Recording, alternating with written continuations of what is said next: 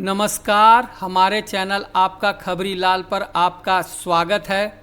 जयराम महतो, जी हाँ जयराम महतो झारखंड के इस बार के विधानसभा चुनाव में एक ज़बरदस्त प्रतिद्वंदी के रूप में उभर कर सामने आ चुके हैं।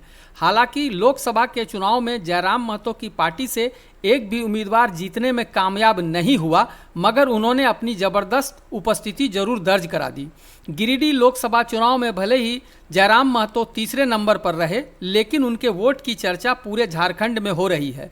साथ ही जयराम के वोट से यह तय हो गया कि आने वाले समय में वे झारखंड की राजनीति पर मजबूत पकड़ रखने वाले हैं।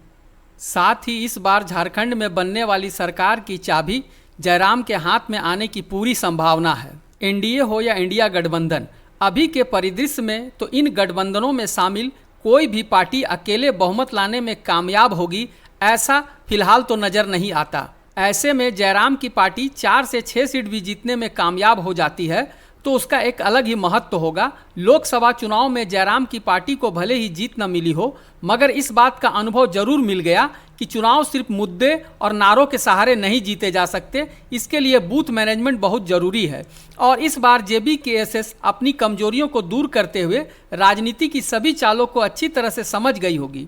विधानसभा में सीट जीतने के लिए अपने आप को अच्छी तरह तैयार कर रही होगी। इस बार कुछ सीटों पर तो जयराम की पार्टी की जीत तय है। अब प्रश्न यही उठता है कि किस गठबंधन का खेल बिगाड़ेंगे जयराम।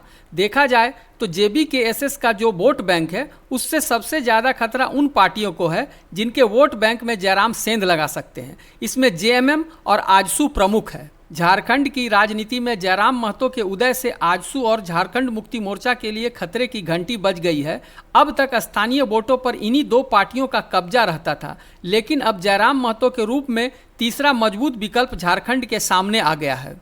एनडीए हो या इंडिया, दोनों गठबंधन जयराम के संपर्क में है और अपनी तरफ मिलाने की कोशिश में है। जिसके पाले में जयराम की पार्टी जाएगी उसका फायदा तय है। लेकिन अगर जयराम किसी गठबंधन में शामिल होते हैं तो उन्हें उतनी सीटें नहीं मिलेंगी जितना पर वो लड़ना चाहते हैं, मगर जीतने की संभावना काफ़ी बढ़ जाएगी।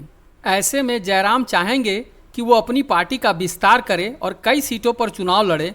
कुछ भी सीट, चाहे वह 5 हो या 10, उसके बाद फैसला ले कि किस गठबंधन के साथ जाना है। हमारे अगले वीडियो में आप जानेंगे कि जयराम महतो झारखंड विधानसभा में कहां से अपने उम्मीदवार खड़े कर रहे हैं और कहां है उनकी जीत की संभावना। तो आपसे अनुरोध है कि हमारे चैनल को सब्सक्राइब और लाइक कर लें ताकि आगे की जानकारी आपको मिलती रहे।